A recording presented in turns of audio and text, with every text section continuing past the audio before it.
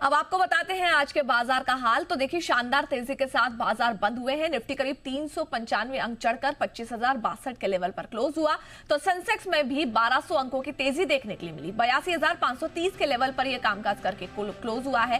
Bank Nifty में निचले स्तर से करीब 1000 अंकों की रिकवरी देखने के लिए मिली थी और आखिर में यह करीब 554 अंक चढ़कर 55,355 के लेवल पर क्लोज हुआ है। स्मॉल कैप और मिड कैप में भी आज एक्शन देखने के लिए मिला। करीब 1.5% की तेजी के साथ मिड कैप और स्मॉल कैप कामकाज करके क्लोज हुए हैं।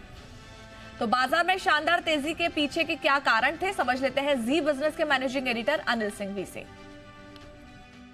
भारतीय बाजारों के लिए आज रहा बेहद दमदार एक्शन वाला दिन, लेकिन एक्शन इतना ज्यादा होगा कि निफ्टी 25,000 के पार निकलेगा ही नहीं बल्कि टिक भी जाएगा और बंद भी हो जाएगा।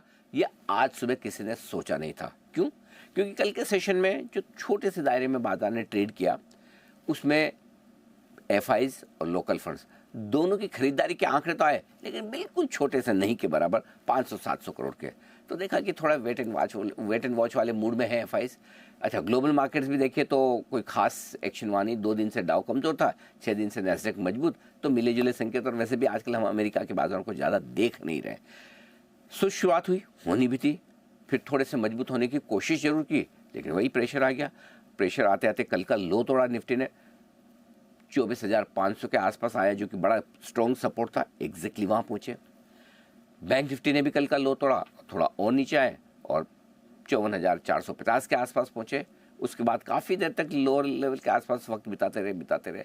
अब क्या हुआ, दिन के दौरान करीबन 12:30 पौन बजे के आसपास एक खबर आई, और खबर ये आई कि ट्रंप ने कहा भाई कि भारत है ना, ये टेरिफ वॉर में अमेरिका के ऊपर 0% ड्यूटी लगाने के लिए तैयार हो गया, टेरिफ घटाने को तैयार हो गया है। अब पता नहीं कोइंसिडेंस है, उसी वक्त से बाजार ने रिकवरी शुरू की। धीमे धीमे मजबूती बनने लगी और वो मजबूती की स्पीड एकदम से बढ़ी। अब एकदम से कैसे बढ़ी?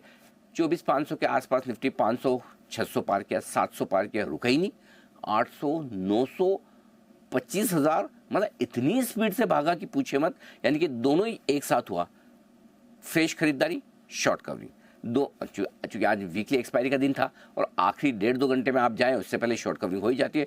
सो उसके बाद बाजार ने पीछे मुड़कर देखा नहीं। एक बार 25,000 को पार किया, फिर वापस 25,000 के नीचे आया ही नहीं। निचले स्तरों से करीबन 600 अंकों की रिकवरी निफ्टी में हुई और 25,000 के ऊपर की क्लोजिंग जोश बढ़ाने वाली करीबन 400 अंकों की आप देख सकते हैं।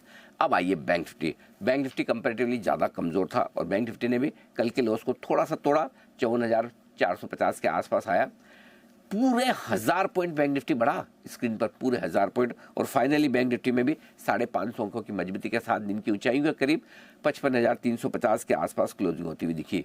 सेंसेक्स में अच्छी मजबूती 1200 अंकों की दिखी। मिड कैप और स्मॉल कैप शेयर सुबह से अरे निशान में थे, इनको फर्क भी नहीं पड़ रहा था कि निफ्टी बैंक निफ्टी कमजोर है, कुछ नहीं, ये मजबूत है।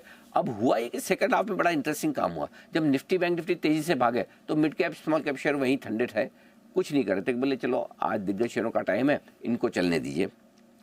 करीबन 0.5% मजबूत बंद हुआ मिड कैप इंडेक्स, 0.5% मजबूत बंद हुआ स्मॉल कैप इंडेक्स। तो अच्छी मजबूती के साथ लगातार चौथे दिन यहाँ पर भी खरीदारी होती दिखी।